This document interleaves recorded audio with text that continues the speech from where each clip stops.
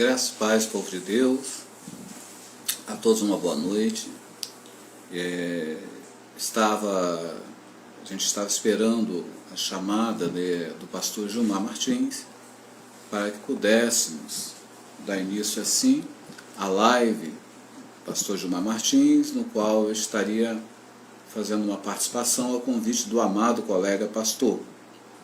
Mas ele esteve de plantão hoje e provavelmente surgiu algum imprevisto e ele não pôde assim, estar realizando esse evento que com certeza, pela graça de Deus, nos acrescentaria muito ao conhecimento da palavra de Deus e a nossa fé nas Escrituras Sagradas.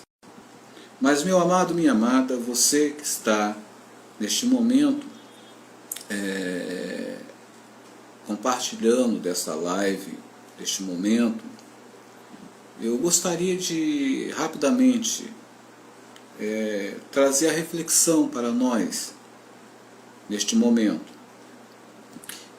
Na live anterior estaríamos falando de intimidade com Deus, embasado no fundamento do livro do profeta Daniel, no capítulo 3, dos versículos 6 ao versículo 25, aonde falava-se da história, da passagem, do testemunho bíblico de 3 jovens de fé que, contrariando a vontade do rei Nabucodonosor, de um soberano daquela época, daquele período, que havia levado o povo de Judá cativo, povo este de Deus, escolhido por Deus, e que agora estava sofrendo em função da rebeldia, da desobediência, e agora se encontravam cativos em Babilônia. E ali o rei havia ordenado que se construísse uma estátua em homenagem ao padroeiro da cidade da Babilônia, daquela nação babilônica chamada Marduk, e que todos prestassem culto, adoração àquela estátua. E o texto sagrado nos conta e dá testemunho de que Sadraque, Mesaque e Abdenego, ao ouvirem o soar das trombetas ou buzinas, eles não se prostraram para adorar a imagem de Marduk. Imagem essa que tinha na sua estrutura 30 metros de altura por 3 metros de largura, e o seu interior era uma fornalha aonde se oferecia sacrifícios a Marduk. E sabendo Nabucodonosor de que esses 3 não se prostravam à imagem de ouro que ele mandou fazer, os chamou e perguntou se eles não iriam acatar o decreto real de prestarem culto a Marduk, o padroeiro da Babilônia. Eles falaram que não. Eles disseram: olha, rei, não vamos fazer isso porque nossa fé não é essa, nós não aprendemos a confiar no Deus único dessa forma, e ainda que não estejamos na nossa terra, ainda que não estejamos vivendo a nossa cultura, ainda que estejamos sob influência de uma cultura nova, de uma língua nova, de costumes novos, nós permaneceremos firmes ao Deus único, ao Senhor Deus de Israel. E aí Nabucodonosor ordenou que a fornalha fosse aquecida 7 vezes mais do que de costume, e chamou seguranças fortes, daqueles que têm porte bem definido, que chamaríamos hoje de fisiculturistas, de homens fortes ou de gladiadores, para que jogassem aqueles 3 homens dentro da fornalha. Mas antes disso, Nabucodonosor deu a Sadraque, Mesaque, Abidnego, Misael, né, Ananias e Azarias a oportunidade de repensar aquele ato que poderia terminar mal, que poderia culminar com a morte desses 3 homens em nome da fé de um Deus que só eles criam. A Babilônia não cultuava, a Babilônia não conhecia, tampouco o seu soberano, né, o governante Nabucodonosor, também conhecia. E aí deu a eles a oportunidade de negar a sua fé. E perguntou: o Deus de vocês tem poder para livrar vocês da minha mão e da fornalha? E a resposta dos 3 foi unânime: olha, rei, se ele fizer, ele será Deus. Mas se não fizer, ainda assim continuará sendo Deus, porque nós não vamos prestar culto ao ídolo Marduk. E sendo assim, aqueles homens robustos, fortes, agarraram aqueles 3 jovens e os lançaram dentro da fornalha de fogo ardente. E para espanto do rei, ao olhar, ele percebeu que, ao invés de 3 caminhando entre as chamas, haviam 4. E ele chama os seus, vamos dizer assim, os seus liderados e pergunta: nós não lançamos 3 dentro da fornalha de fogo ardente? Sim, ó rei, nós lançamos 3. Pois é, mas eu enxergo 4 e o 4º parece ser filho dos deuses, porque ele é resplandecente. A sua aparência jamais foi vista por qualquer ser humano. E ali o rei manda sair a Sadraque, Mesaque e Abidnego e verifica que eles não sofrem lesão nenhuma, nem em seu corpo, nem nas suas vestes, tampouco cheiro de fumaça ou de qualquer coisa relacionado àquela alta temperatura da fornalha. E esses 3 homens, por meio da sua fé, por meio da sua intimidade com Deus, eles dão um testemunho de que não importa o lugar, não importa a cultura, não importa a mudança de tempo, não importa a influência que seja imposta e exercida sobre qualquer que seja este ou aquele homem ou mulher de Deus. Se este tem intimidade com Deus, a sua intimidade não muda, porque o relacionamento com Deus é imutável, porque mesmo que fraquejemos, Deus não fraqueja. A palavra do Senhor diz que ele não é homem para mentir, e nem sua natureza provém da humanidade inclinada a pecar, para que se arrependa daquilo que ele prometeu àqueles que o amam. E assim, Deus foi glorificado através do testemunho dado por Nabucodonosor, que em toda a terra saiba-se que não há outro Deus, senão o Deus de Sadraque, Mesaque e Abidnego, que é o único poderoso para livrar da fornalha de fogo ardente. E assim, aqueles 3 homens, cuja intimidade com Deus não estava relacionada à sua terra natal, não estava relacionada ao cargo social, pois eram nobres, eram de famílias, eram príncipes. Não estava relacionado ao prestígio social, mas sim relacionado ao que eles viviam no seu dia a dia com Deus, independente de onde quer que eles estavam e do que estivessem fazendo. Meu irmão, minha irmã, que esta palavra também sirva para nós, para as nossas reflexões diárias, para que possamos olhar o contexto que estamos vivendo no momento e entender que a nossa intimidade com Deus, ela não deve sofrer alteração, ela não deve ser mudada por conta de circunstância alguma, porque Deus, ele garante, e a intimidade quem estabelece é ele pelo vínculo do Espírito Santo.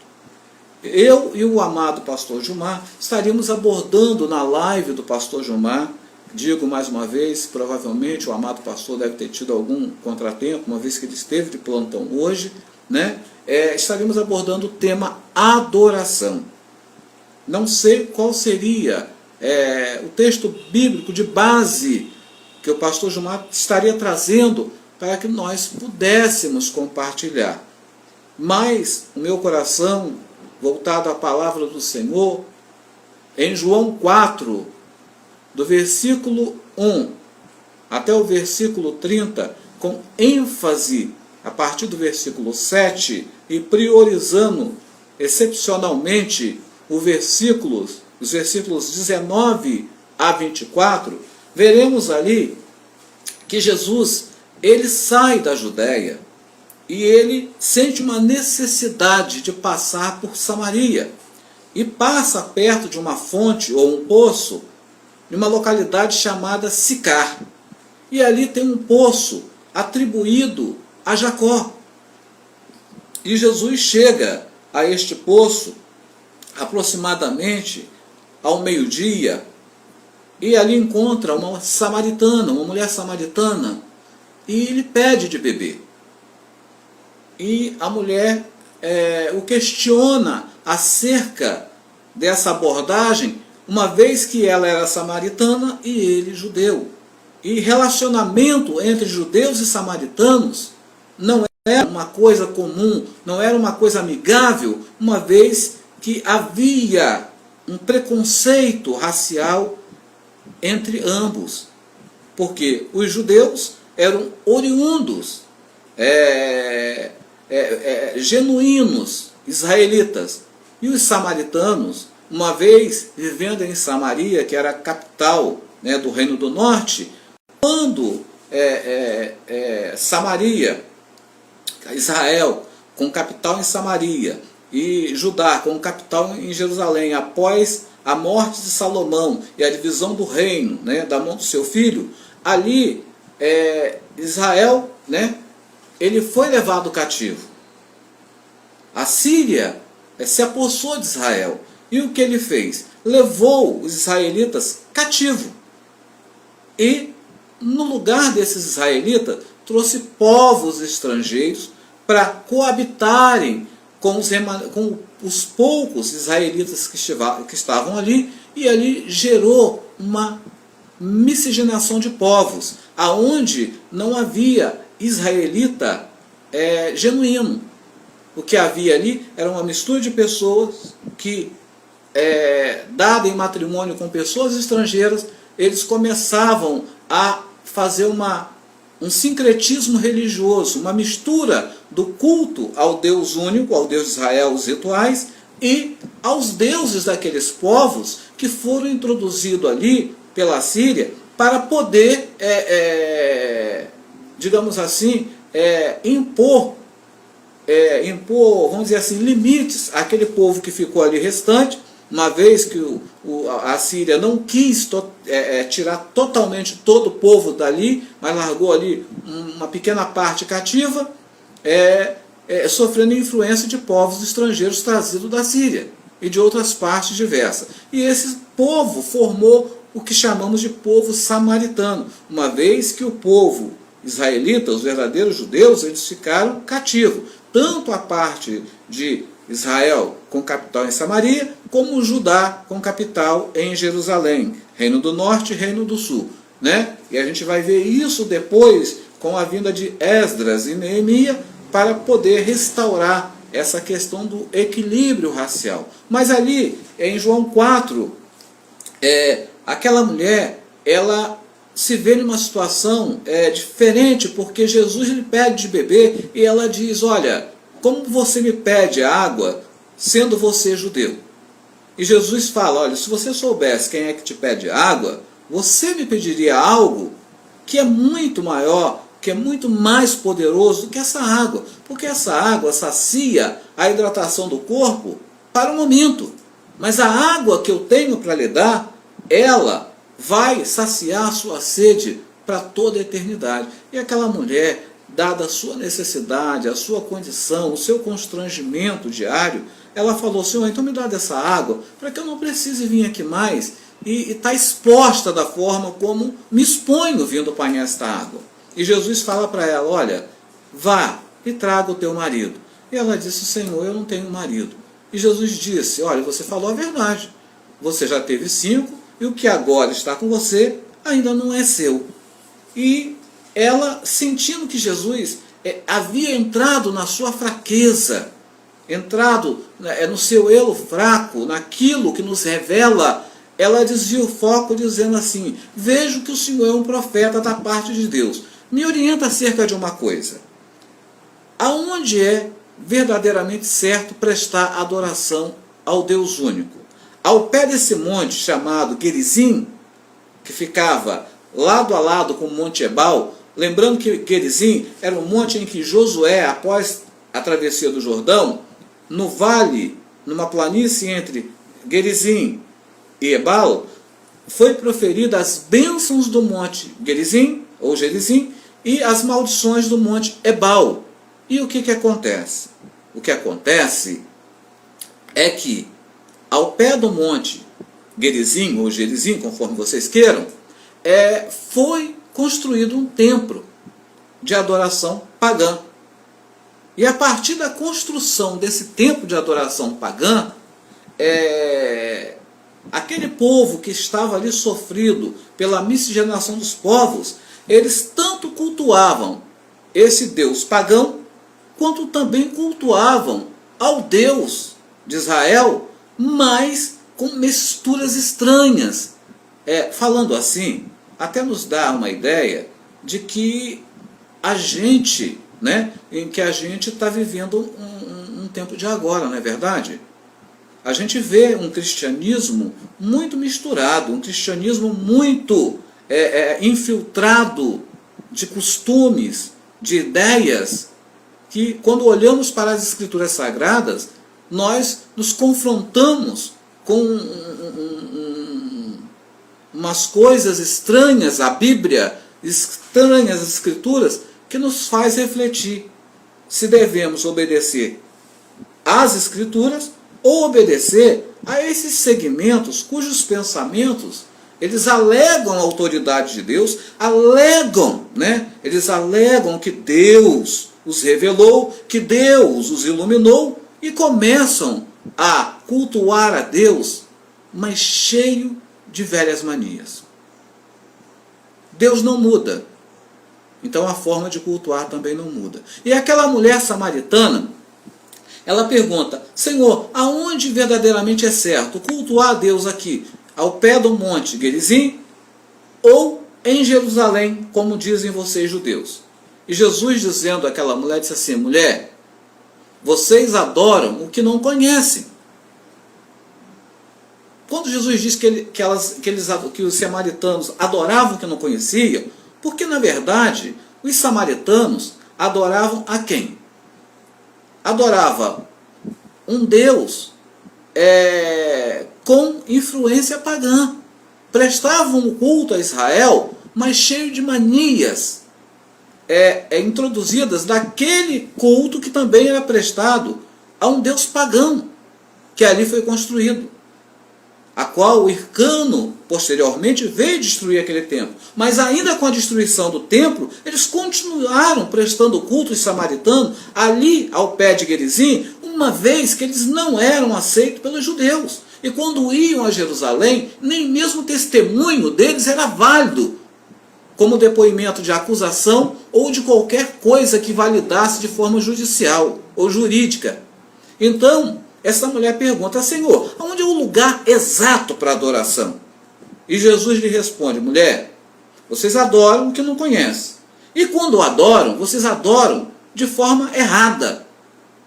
A adoração de vocês é falsa, porque é uma adoração dividida, semelhante aos tempos de Elias, em que adorava-se Baal e adorava-se o Senhor dos Exércitos.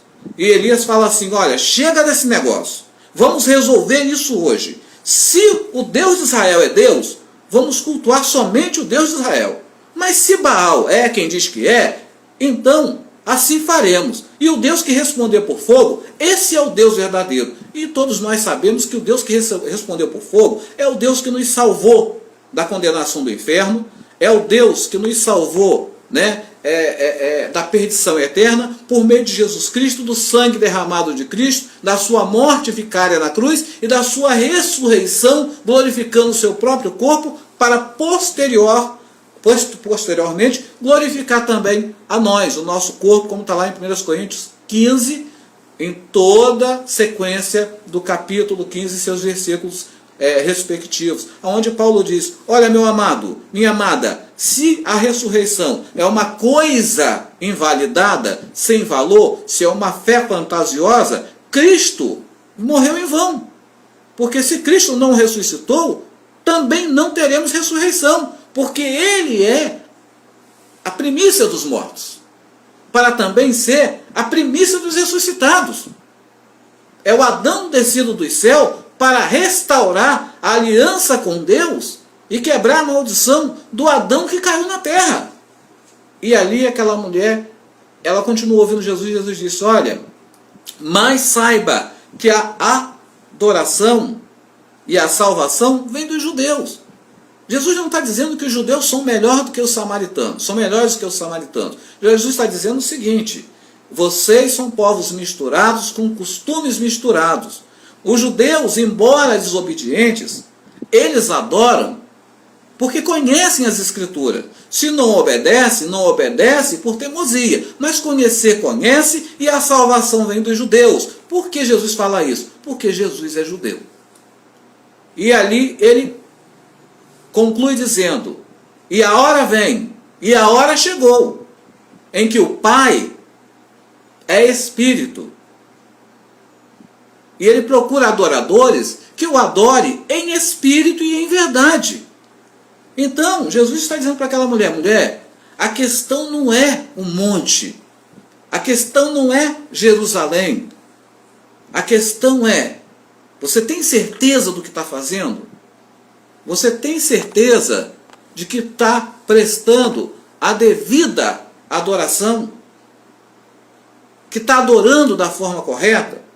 Porque adorar em espírito é o Espírito Santo testificando com a sua consciência de que você está agradando a Deus, em que você está andando conforme a vontade de Deus. Romanos 8, versículo 1 diz: pois agora nenhuma condenação há para os que estão em Cristo Jesus, que não andam segundo a carne, mas segundo o Espírito. No versículo 2, porque a lei do Espírito da vida para a vida me livrou da lei para a morte. Ou seja, o Espírito Santo nos vivifica de uma forma tal que esta adoração, ela é uma adoração consciente, ela é uma adoração amadurecida no conhecimento, no amor, na gratidão pela obra redentora que Cristo Jesus, o unigênito de Deus, fez por nós, como está lá em João 3,16. Então não adianta adorar em um lugar, não adianta você ir para baixo deste ou daquele monumento, de você pô-lo como sagrado para você. Sabe por quê? Porque sagrado é o seu corpo. Porque sagrada é a sua consciência. Porque sagrada é a sua consciência com Deus. Como está a sua consciência com Deus nesse momento? Não que essa pessoa que vos fala seja perfeito. Não que essa pessoa que vos fala não tenha pecado. Não que essa pessoa que vos fala seja um modelo de adorador. Mas não é porque eu sou falho, não é porque eu cometo também os meus erros, os meus tropeços, e fiel é Deus para colocar de pé quem está caído, fiel é Deus para levantar quem está deitado, fiel é Deus para restaurar quem está quebrado, fiel é Deus para firmar a nossa fé nele, de maneira tal que possamos resistir ao maligno e ele fugir de nós, conforme está prometido na palavra. Que quando a nossa adoração ela é madura, ela é consciente, nós a vivemos na palavra. Nós a praticamos no amor. Porque o fruto do Espírito é o amor. E este amor, ele desperta em nós habilidades, capacidades, dons que nos fazem servir como um só no corpo de Cristo, que chamamos de comunidade eclésia, ou igreja, ou um grupo chamado para servir fora. Servir fora de tudo aquilo que é contaminado. Servir fora de tudo aquilo que tem sujeira de idolatria. Servir fora de tudo aquilo que não é verdadeiro. A adoração em espírito consiste em consciência limpa. A adoração em espírito consiste em exercer por prática aquilo que eu creio que é a vontade de Deus e tenho certeza que as Escrituras Sagradas me garantem que eu devo fazer. Provérbio 14:12 diz: há caminhos que para nós parecem corretos, mas no fim são os caminhos da morte. Meu irmão, minha irmã, em nome de Jesus, para a glória do Eterno, do Todo-Poderoso, sejamos nós adoradores.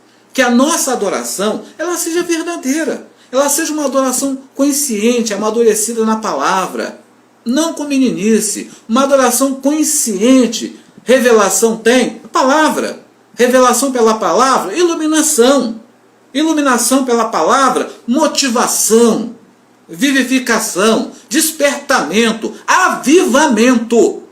E tudo isso produz o quê? Crescimento no reino de Deus, crescimento de pessoas, amadurecimento de pessoas, fé fortalecidas no Senhor. A palavra de Deus diz em Romanos 10:13 que todo aquele que invocar o nome do Senhor será salvo. A palavra de Deus diz em Romanos 10:17 que a fé vem pelo ouvir, e ouvir a palavra de Deus. Olha, se a fé vem pelo ouvir, e essa fé ela ouvida, ela é praticada, ela é semelhante ao Evangelho de Mateus, no capítulo 7, né? Mateus 7:24, aonde nós vemos a parábola das duas casas construídas em ambientes diferentes. Essas casas construídas em ambientes diferentes faz toda a diferença na vida do adorador. Porque aquele que constrói a sua casa sobre areia, vindo as adversidades, como Jesus disse, né, em João 16:36, parte B, A e B, diz: digo-vos isso para que em mim encontrem paz. No mundo tereis aflições, mas tenham bom ânimo. Eu venci o mundo. Jesus está dizendo: olha, eu venci o mundo. Essa guerra, ela já é minha. Essa conquista já é minha. Você só tem que celebrar comigo. Meu amado, minha amada, você só tem que celebrar com Deus. Você só tem que entender que isso Ele já nos entregou. Romanos 12. O apóstolo Paulo nos convoca: rogo-vos, irmãos, pela compaixão de Deus, que ofereceis os vossos corpos como sacrifício vivo e agradável, prestando a Deus um culto racional. O culto racional é um culto em que a fé se baseia pelo ver? Não! O culto racional é um culto em que a fé é baseada pela obediência. E essa obediência, ela faz com que Deus decida ou não se Ele vai fazer o milagre que você está pedindo. Porque o milagre que você pede, ele pode ser a solução para o problema que você acha que é maior do que você. Mas não há problema maior do que Deus. E então essa adoração, ela passa a ter o quê? Ela passa a ter um posicionamento. E qual é o posicionamento do verdadeiro adorador? Daquele adorador que Jesus diz que o Pai procura. Adoradores que o adorem em espírito e verdade. É o adorador que tudo que ele crê, ele pratica. Que tudo que ele aprende, ele ensina. E ele vive isso. Mateus 7:24 diz que aquele que constrói a sua casa sobre areia, vindo os infortúnios da vida, as adversidades da vida, os temporais da vida, as enchentes da vida, as tempestades da vida, a casa cai. E aí fica aquele sentimento de que Deus te abandonou. Aquele sentimento de que Deus falhou com você. Aquele sentimento de que você não foi suficiente na sua fé. De que você não foi suficiente no seu crer. Que talvez o sacrifício de Cristo em você não tenha operado o mesmo milagre que operou na vida da pessoa que você está olhando para o lado e está vendo assim, essa pessoa está abençoada. Por que eu também não estou abençoado? Por que eu também não estou vivendo este momento de bênção? Meu irmão, minha irmã, a fé racional, a adoração genuína. A adoração vem de uma palavra grega que significa proskuneos, ou proskonos, que quer dizer se prostrar e adorar. A adoração também está relacionada ao louvor. Em hebraico, kedosh significa santo. Santo, santo, santo. Kadosh, kadosh, kadosh, quer dizer santo. Hagios também quer dizer santo. E a gente vê essa reverência angelical nas Escrituras, em que anjos prestam adoração a Deus. Então um culto de adoração, um sentimento de adoração, não se restringe ao lugar, não se restringe a condições climáticas, não se restringe ao que está sendo ofertado a mim, não se restringe, mas se restringe, sabe ao quê? Se restringe ao que Deus tem colocado por seu Santo Espírito, por Hagio Pneuma, na minha mente, ou Kadosh Ruah, em minha mente, para que eu possa, assim, entender o que o Senhor quer de mim, o que o Senhor está fazendo através de mim. Eu tenho que ser um instrumento, eu tenho que ser templo. Nos preocupamos muito com a adoração, mas esquecemos de entender que o adorador habita dentro do templo. E ninguém melhor do que o adorador para arrumar a sua casa de acordo com aquilo que lhe convém. Meu irmão, minha irmã, servo de Deus, serva de Deus, igreja do Senhor na terra, você como servo de Deus, você como serva do Altíssimo, presta bem atenção o que o Espírito Santo te fala nesta hora por meio da sua santa e preciosa palavra. E eu já estou encerrando. A adoração, ela está dentro do templo que é você. Ela não se restringe a um determinado lugar. Tenho que ir a tal lugar porque eu preciso ter comunhão com Deus. Olha, se a adoração estivesse vinculada a sacrifício, então você teria realmente. Mas se a adoração é um ato de se lançar, de se prostrar, de se doar, de se entregar, de estar lá como João 15, de dependência de Deus, como ele diz, olha, eu sou a videira, vocês são os ramos. Sem mim vocês não podem fazer nada. Se não podemos fazer nada, como prestaremos uma verdadeira adoração àquele que será adorado, se nós somos a casa e ele o dono que mora nessa casa? Ele vai arrumar os utensílios da casa de acordo com aquilo que lhe convém e não de acordo com aquilo que nós queremos oferecer. A adoração pode ser prestada no trabalho, quando você, de forma humanizada, você olha para o outro e por um momento você, por mais que você tenha desconfiança de que o outro não está sendo totalmente sincero com você, você fala assim, Senhor, eu creio no Senhor e eu vou fazer o meu melhor. E se isso, Senhor, não for verdadeiro, a minha parte está feita. A adoração verdadeira é aquela em que você, independente daquele que te supervisiona, está olhando ou não, você faz a sua parte, sabe por causa de quê? Porque se o seu supervisor terreno não estiver te observando, o seu superior celestial, o seu Pai eterno, que te deu uma morada celestial, ele está te vendo, e é a ele que você está afrontando, é a ele que você está desagradando, é a ele que você está entristecendo, é ao Espírito Santo, o Paracleto, o Consolador, este que nos faz ter ímpeto para falar, ter intrepidez para falar, para crermos no seu agir, é que nos faz ter essa visão de que temos que obedecer, não porque tem alguém vendo, mas porque Deus está vendo. E mais do que vendo, Ele habita em nós. Gálatas diz, agora não vivo mais eu, mas Cristo vive em mim. Se você não vive, Cristo vive em você, a adoração é garantida, sabe por causa de quê? Porque aquele que é adorado, ele está em você fazendo com que você o adore de forma natural. Meu amado, minha amada, não fique buscando fundamento, não fique inventando coisa, não fique procurando artifício, não fique procurando ícones para ser para praticar a iconolatria, de estar usando utensílios para justificar as bênçãos de Deus na sua vida.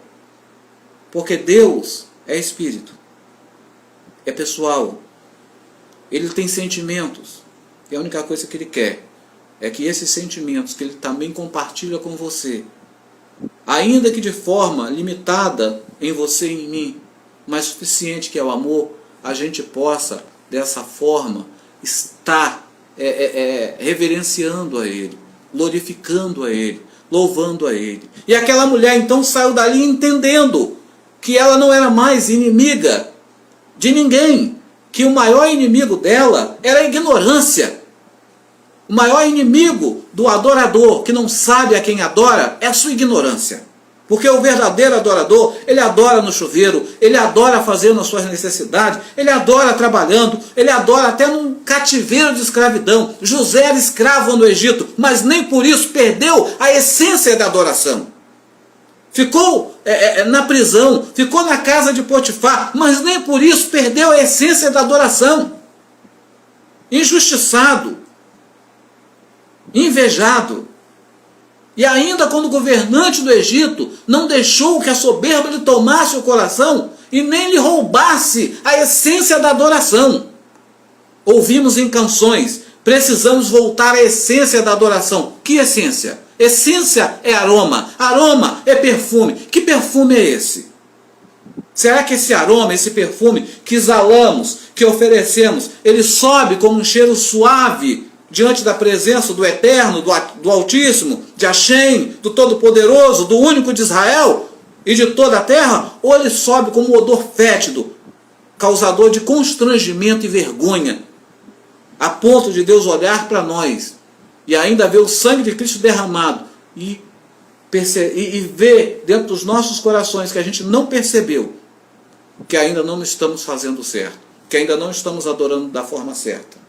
O verdadeiro adorador entende que a adoração está dentro dele, independente do que acontece fora dele e à sua volta. José foi governante do Egito. Jacó foi vitorioso apesar de todos os contratempos.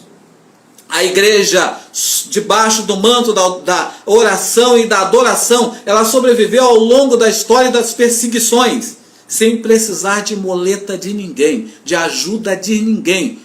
Bíblias foram queimadas ao longo da história da igreja e das perseguições que foram diversas e muitas de várias maneiras, e ainda assim ela está aqui. Várias versões são publicadas, palavras são modificadas, mas ainda assim, com isso tudo, a palavra de Deus permanece fiel e ela nos promove uma adoração fiel. Nada que o ser humano possa fazer querendo impedir essa adoração vai mudar. Sabe por quê? Porque o adorador habita dentro de você.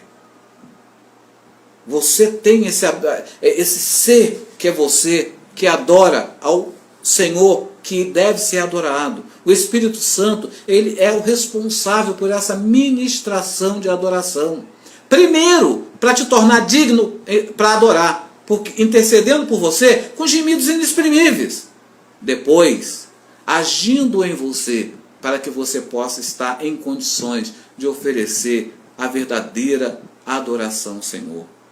Que Deus tenha, em sua infinita misericórdia e sabedoria, graça abundante colocada sobre as nossas vidas, que derrame neste momento sobre cada lar, sobre cada família. Esteja você, aonde quer que esteja, no trabalho, esteja você em um leito de hospital, enfermo no leito da sua casa, esteja você em um momento de adversidade, ou tentando até mesmo fazer algo contra a sua vida neste momento, ou até tentando fazer contra a vida de outro neste momento. Esteja você querendo fazer seja o que você quer que pense que é o correto fazer.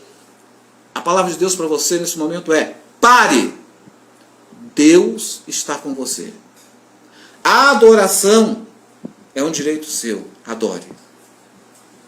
Invoque a Ele. Se você invocar, Ele te salva. Atos 16, 36. O que devo fazer para receber a vida eterna?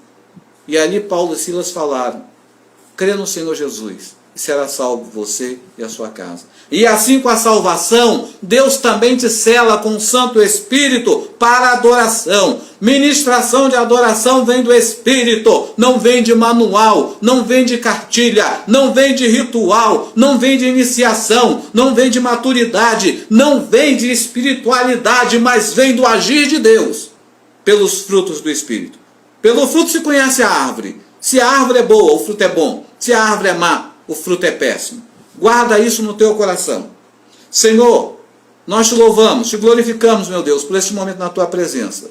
Te pedimos humildemente que o Senhor nos acrescente dias de sabedoria, dias de conhecimento, dias, Senhor, de temor à tua palavra. Paz sobre Israel, paz sobre Jerusalém, paz sobre toda a tua igreja sobre a terra. E nisso te pedimos e agradecemos, sobre o nome poderoso e precioso de Jesus Cristo, que nos limpa de todo pecado, que nos purifica de todo pecado e que repreende toda força maligna, agindo em qualquer esfera que esteja agindo na sua vida e daqueles que estão à sua volta. Que Deus te abençoe, que Deus te guarde, que Deus vivifique em você a verdadeira natureza do adorador, para que você possa viver dias de glória e de Shekinah na presença do Senhor e dentro da tua vida. Deus te abençoe, Deus te guarde, Deus te proteja. Paz à igreja, paz aos santos, adoração aos adoradores, para que adorem ao Senhor em espírito e verdade, conforme a sua palavra, em nome de Jesus. Amém e graças a Deus.